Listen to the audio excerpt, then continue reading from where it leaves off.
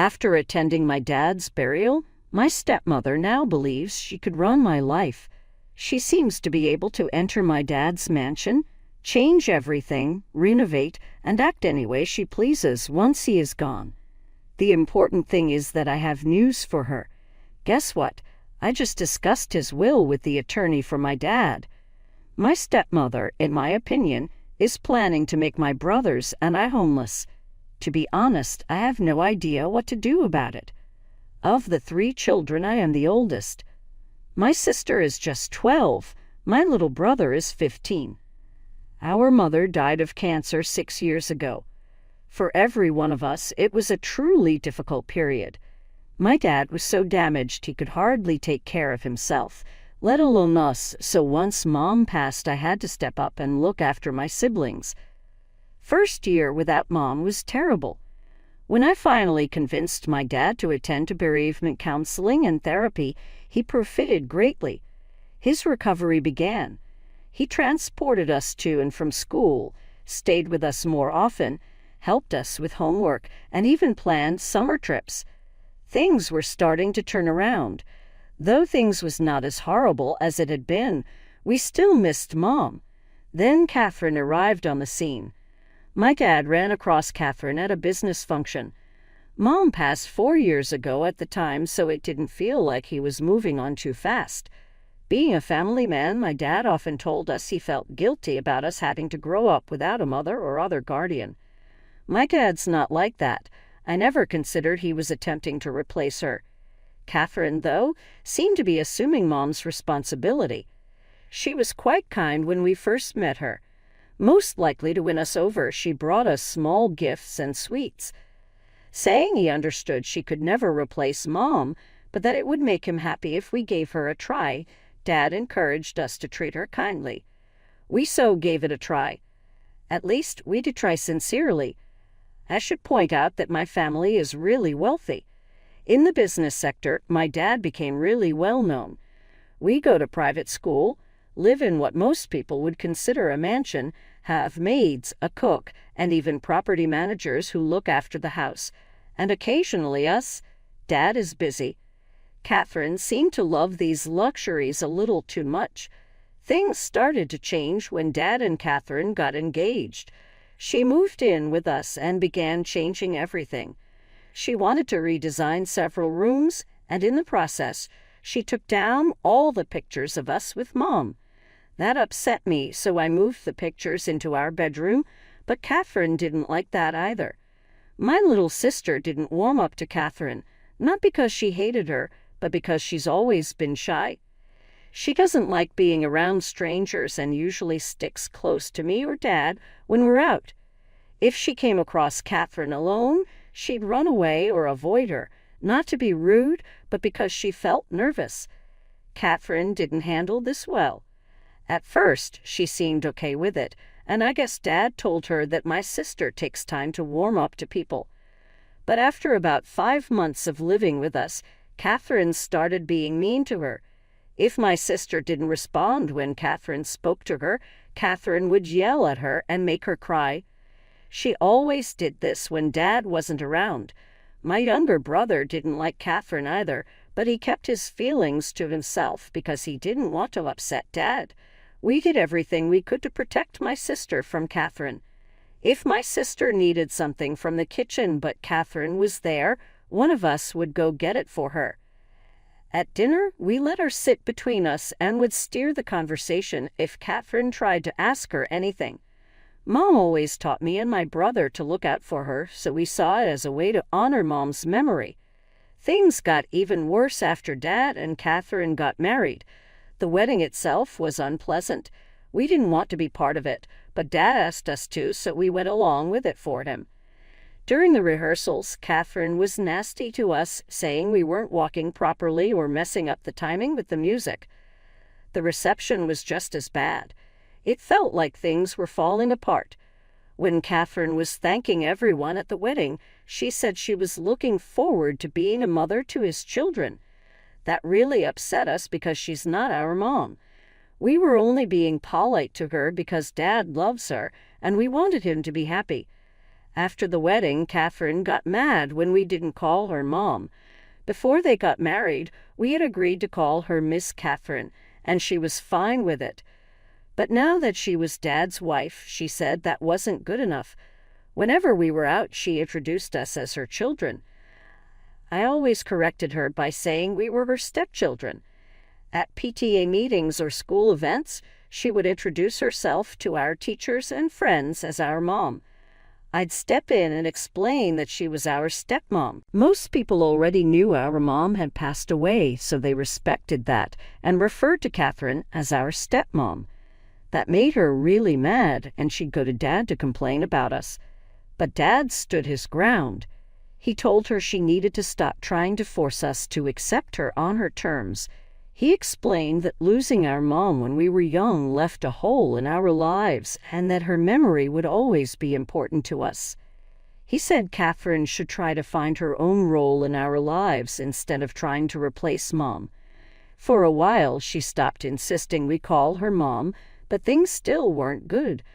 I started hating being at home, especially when Dad wasn't there. His job kept him busy, but being stuck at home with Catherine was exhausting. I felt like I was always walking on eggshells around her. I dreaded weekends so much that I signed up for as many extra school activities as possible to have an excuse to stay out longer. I also made sure I was the first one home every day so my siblings wouldn't have to be alone with her. Catherine doesn't work.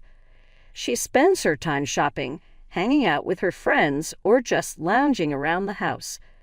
She doesn't cook or clean because Dad has people to handle those things. We mostly took care of ourselves so she wouldn't have any reason to bother us. But every interaction with her felt forced and uncomfortable. It was draining just to be around her. Catherine's kindness was always fake, especially when Dad was around. But enough about that. Now let me tell you about the hardest part. 5 weeks ago, I got a call that changed everything. Dad had a medical emergency and was rushed to the hospital. My siblings were pulled out of school, and we all went straight there. Catherine was already at the hospital with my dad's assistant, but the doctors were still working on him, so we had to wait. Unfortunately, Dad had suffered a massive heart attack, what they called a widowmaker. He didn't make it. My heart broke into pieces. The only parent we had left was gone, but I had to stay strong for my siblings. My younger sister took it the hardest. She refused to sleep alone and clung to me constantly. Catherine didn't involve us in the funeral planning at all. The only thing she listened to was my suggestion to delay the funeral so Dad's colleagues and friends from across the country and overseas could attend. The atmosphere in the house was worse than when Mom died, mostly because now we had to deal with Catherine. For the first 3 weeks after Dad passed, I didn't see much of her. But this past week, she's been moving around the house more, and she doesn't seem sad at all. What's worse, I overheard her on the phone talking about turning my sister's bedroom into a tea-out. My sister's room has the best view in the house, overlooking the garden. I don't know what Catherine is planning, but it feels wrong. Dad isn't even buried yet, and she's already talking about changing things. It's disgusting. I haven't had a good night's sleep since I overheard her. The funeral is tomorrow, and some of Dad's family is in town. We don't know them well because they live far away, but I'm wondering if they might help us. I'm so worried that once the funeral is over, Catherine will kick me and my siblings out of the house. I don't even know if Dad had a will. He wasn't that old, so I wouldn't be surprised if he didn't make one. If there's no will, does that mean Catherine gets everything? I have no idea how inheritance works.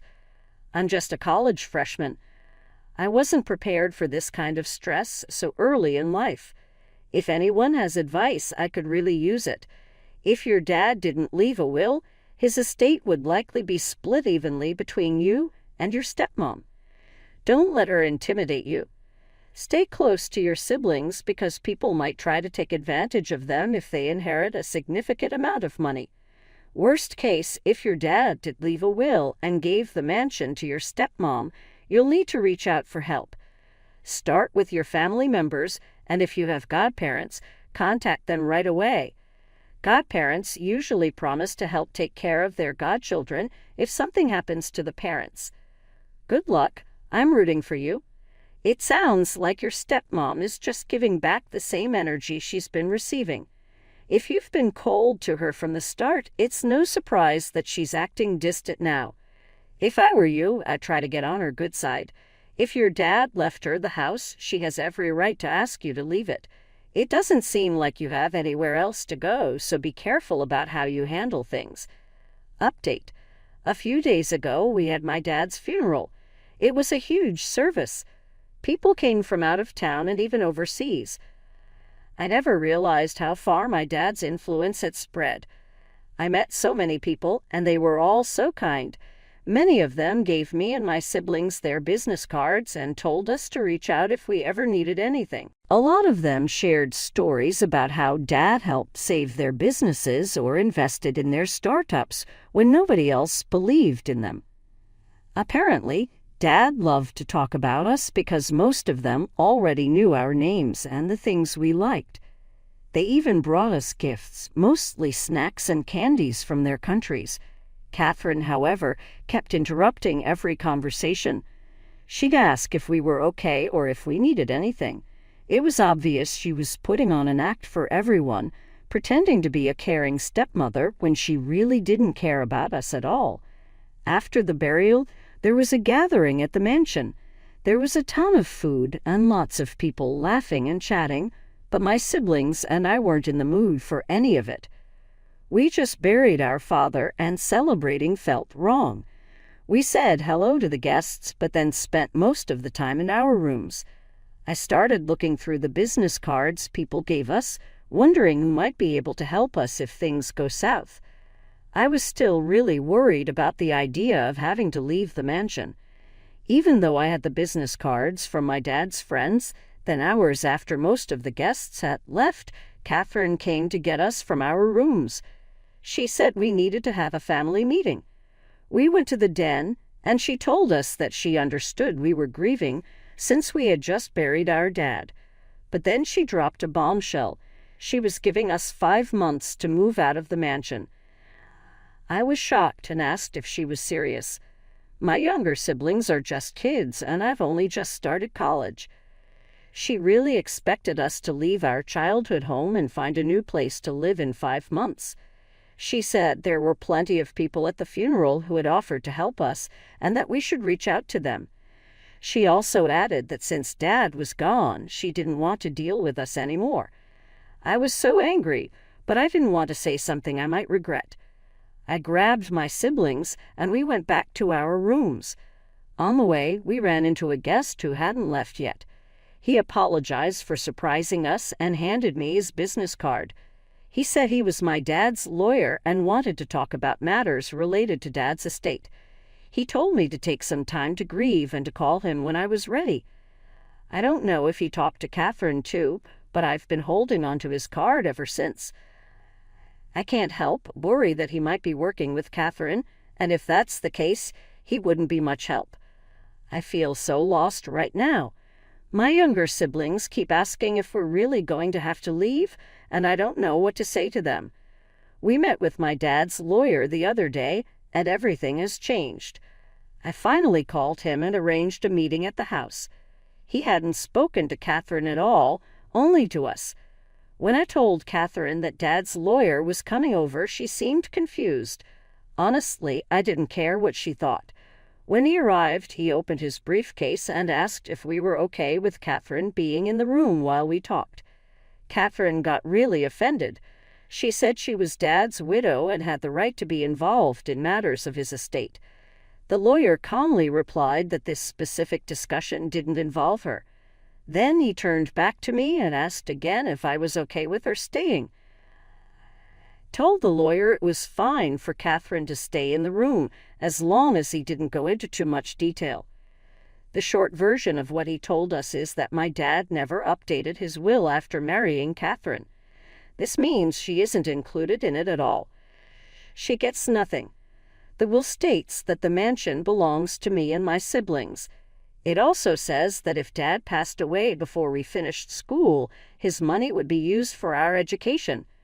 Whatever was left, along with all his investments and dividends, would be held in a trust. Once we're grown and have stable jobs, the trust would be split evenly between the three of us. The lawyer said it might sound complicated, but my dad left enough money to make sure we'll be taken care of for a while.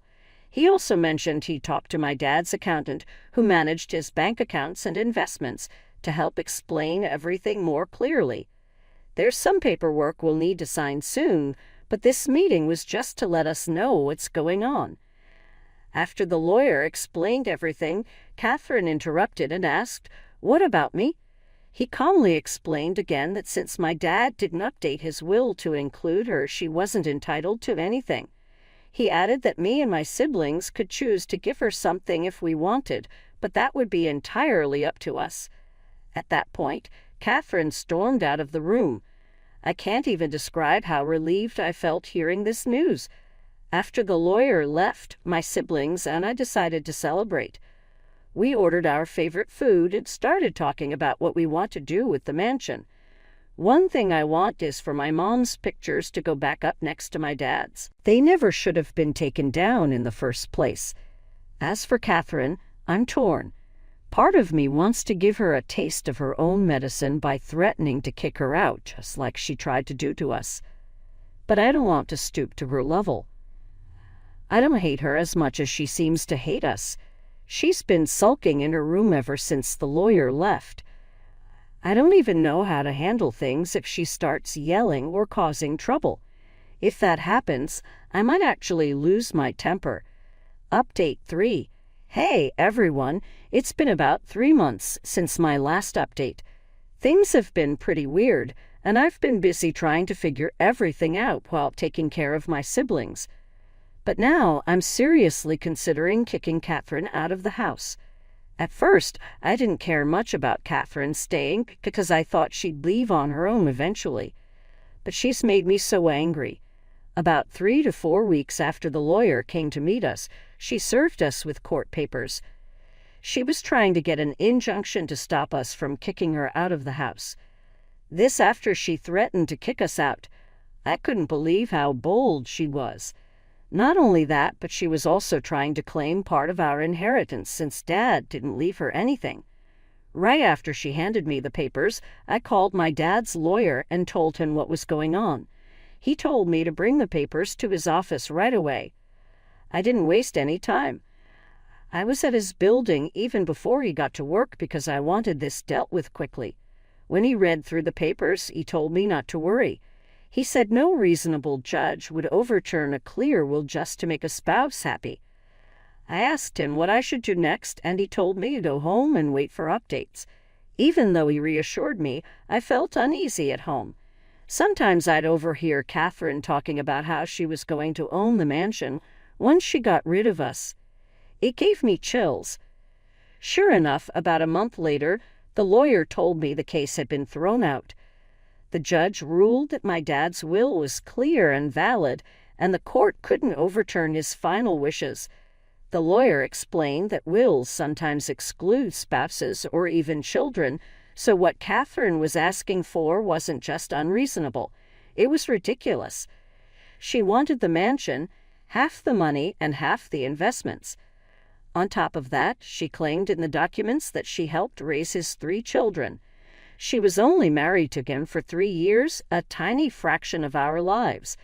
Our real mom raised us for much longer, even though she's been gone for 8 years.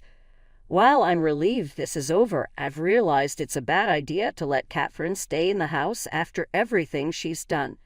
At first, I felt a little sorry for her, but now I know she'll just keep causing trouble for me and my siblings. I went back to my dad's lawyer to ask what we could do. He told me I could go to court and request an eviction notice since we own the house outright. However, he also suggested I ask Catherine to leave politely first. That way, if she refuses, it'll look better to the judge. If I'm being honest, I didn't even want to talk to Catherine, but I decided to give it a try. Wish me luck. Before, Well, it's finally over, and I'm happy to share that Catherine is gone. After everything she's done, I don't feel sorry for her anymore. Here's what happened. Remember how my dad's lawyer suggested I ask her nicely to leave? I did exactly that. I approached her calmly and asked if we could talk.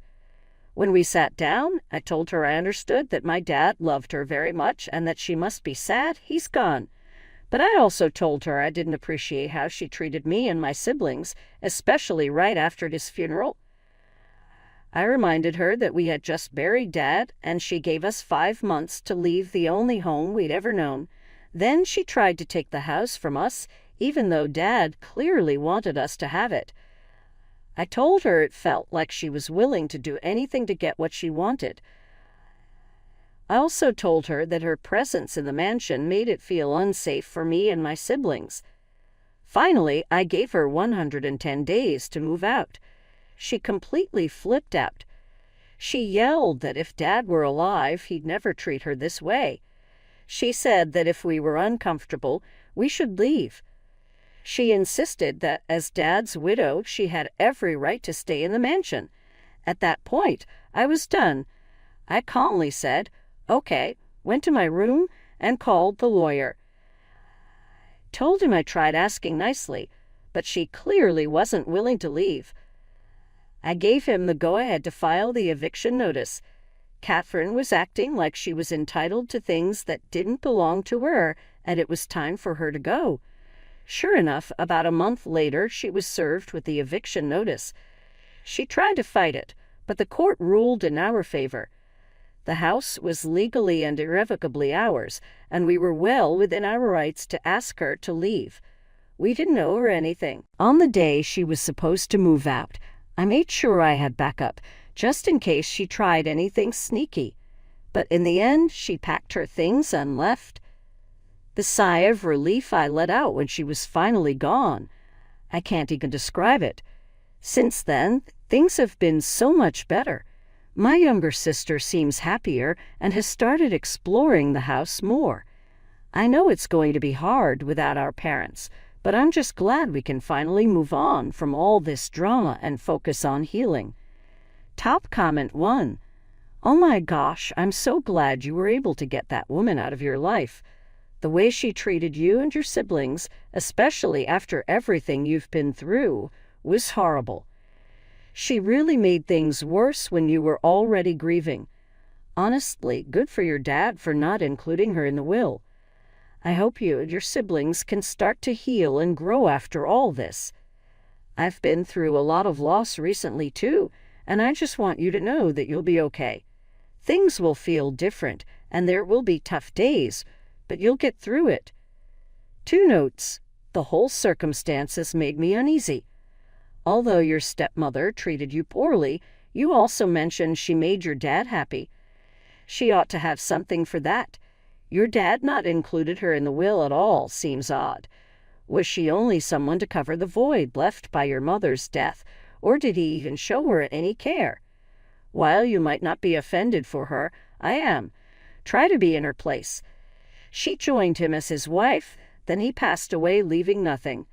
That had to be absolutely terrible. Perhaps she handled it incorrectly, but I believe a small amount of compassion would help. Story point of view, Catherine's actions was really rather out of line.